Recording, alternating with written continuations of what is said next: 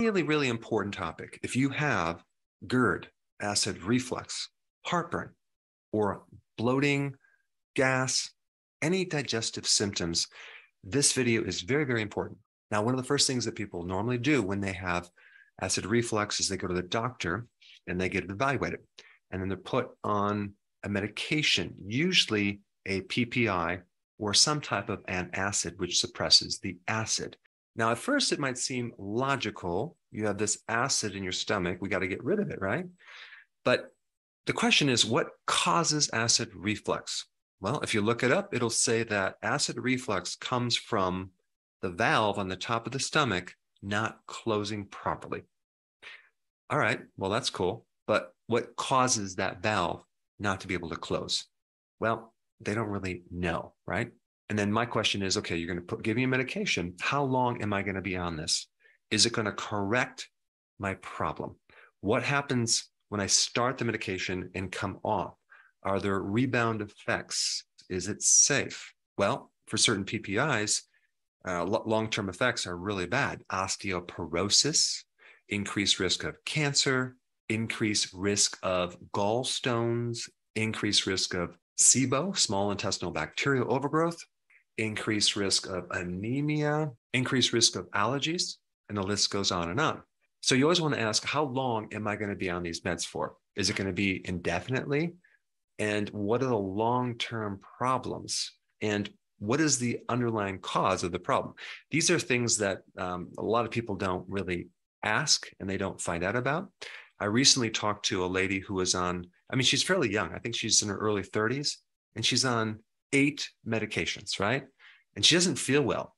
How the heck are you going to know what is causing what is creating different effects? I'm not against medication, but when you're on that many medications, it's bound to create all sorts of issues, making you not feel good. But when we're talking about PPIs, anything that suppresses the acid, you really want to think twice before getting that medication. But of course, I need to give you a disclaimer, check with your doctor before taking any of my advice. So why don't doctors recommend apple cider vinegar? Well, mainly there's not a lot of studies in relationship to acid reflux or GERD using apple cider vinegar. That's the big reason. Who's going to invest that much money to do a study? Because there's not a lot of profit in selling apple cider vinegar. It's very, very inexpensive. On drugs, yes, but apple cider vinegar, no. Now, as far as myself, being in practice for 30 years, I've run into thousands of patients who had acid reflux who tried apple cider vinegar and got great results. Of course, that's not a study, but it's my own personal observation that it really, really works. So we're talking about this acid in apple cider vinegar. Okay, it's called acetic acid. In fact, these little bacteria, acetic acid bacteria, live on grapes. They live on different foods, especially when that grape becomes ripened, okay? And then when they make wine, they're going to turn that grape sugar into alcohol. But during that fermentation process, they're going to remove oxygen, because one thing about the acetic acid bacteria is they can't live with oxygen, and that's how you kill them. But if you allow this fermentation process with the conversion from grapes into alcohol to get oxygen, it eventually just turns right into vinegar. Now, there's some really, really important things to know about the stomach. So if you've checked out, check back in right now, because this is very important. Number one, the normal pH of someone's stomach should be between 1 and 3. That is extremely acid. Okay, that's normal. So when someone says that you have too much acid in your stomach, what actually are they talking about? Normal acid is about as acid as you can go, like 1 to 3. So what does this mean? Someone has too much acid with acid reflux or GERD. So acid reflux, heartburn, and GERD are really not a situation where you have too much acid.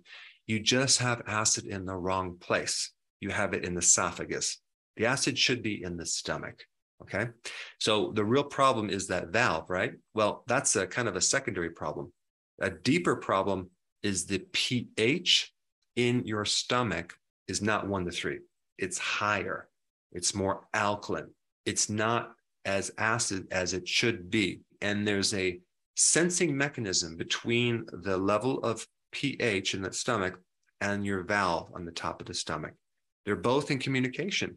And so just think about it. It's logical that if you eat like meat or something, you need all that acid, right? And you don't need the acid refluxing. So that valve closes tightly if the acid reaches a certain pH. You need it very, very acid in the stomach, and the valve will close. So the real underlying cause behind GERD, acid reflux, and usually bloating, okay, and heartburn is that your strength of the acid, the pH of the acid is not between 1 and 3. It might be higher, 4, 5, 6, even 7. The stuff in your stomach is not just acid. You have other things. You have an enzyme. Okay, it's usually an inactive enzyme, and then it converts to an active enzyme. Pepsin is the active enzyme that gets activated with acid. That's a very powerful protein enzyme. Okay, that's one of the purposes of your stomach is to digest protein. You don't want that enzyme up in your esophagus. Why? Because your esophagus is also a protein. Okay, so it'll start dissolving your esophagus. We don't want that. Now, what makes that enzyme active is the pH being acid, okay, very acid. If that solution is too alkaline, the enzyme will not become active. It stays inactive. So another question is, what type of acid stimulates the active form of this enzyme peptase? Well, does it have to be hydrochloric, like in your stomach? Well, actually, no. It can be another acid. It can be apple cider vinegar, acetic acid, because that acid has a very low pH, okay? Now, this also relates to some other data about the stomach. Having your stomach acid be between 1 and 3 also will help release bile, okay? Now, if you can't release bile from the liver and the gallbladder, what happens is that you tend to get gallstones. This is why one of the big side effects from antacids and PPIs is gallstones. Now, we have pepsin, which is activated by acid, but there's other enzymes too from your pancreas, enzymes that help you digest carbohydrates, to digest fats. So when you don't have enough acid in your stomach, you're going to get less enzymes released from the pancreas and less digestion. Also, you need this strong acid in your stomach to be able to absorb not just minerals, but also trace minerals and vitamins as well. So you become very nutrient deficient when you don't have the strong pH in your stomach. The other purpose of this acid is to kill pathogens coming in from the body, as well as to kill bacteria. So the bacteria doesn't end up in your small intestine and create a situation called small intestinal bacterial overgrowth, where you have these microbes living in your small intestine and competing for nutrition from your food and leaving you with a lot of problems, especially bloating and gas and all sorts of issues.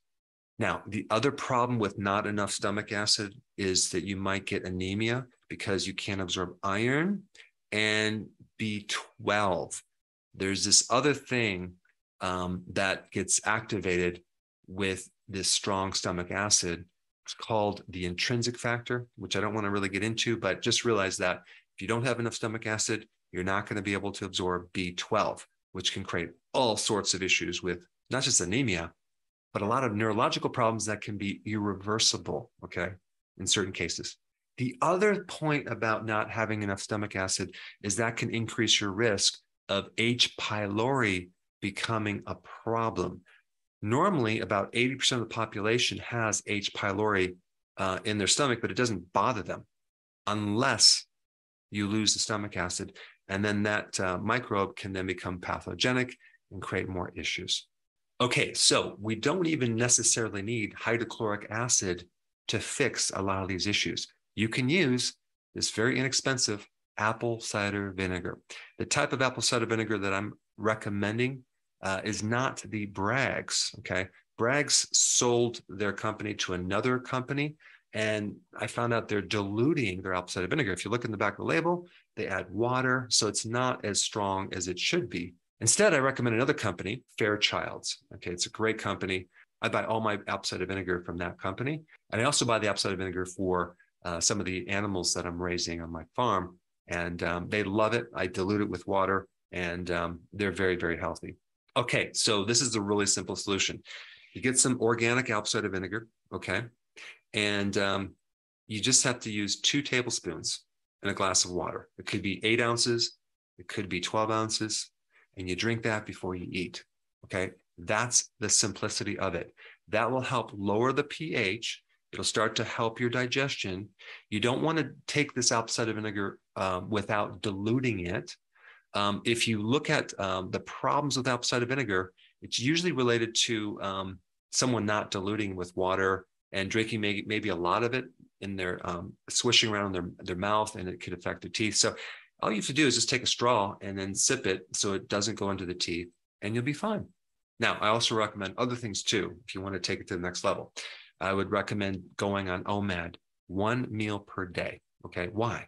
Because now you'll give your system a chance to reset and heal, because it's the constant eating and the frequent eating and all the snacks that really disrupts the digestive system and probably is one of the underlying cause to this GERD problem in the first place. And then the last thing I would recommend is cabbage. Cabbage as a vegetable would be very, very important in any type of acid reflux situation, even ulcers. It really helps the stomach. I'm not going to get into why, but you'll find that you can digest cabbage better than other greens, and it will help you. Now, just realize that you'll probably have to do this for some weeks or months to fully correct it, but you're going to feel a lot better. And of course, I would also recommend a certain eating plan if you have this problem. That would be called the Healthy Keto Plan. And I will put a link down below so you can download this eating plan. Now, this other point I want to bring up, is there a situation where your stomach is producing too much acid? Yes, there is a condition, okay? But it's not very common. The most common condition is something called hypochlorhydria. That's low stomach acid. And one of the biggest triggers for that is just getting older.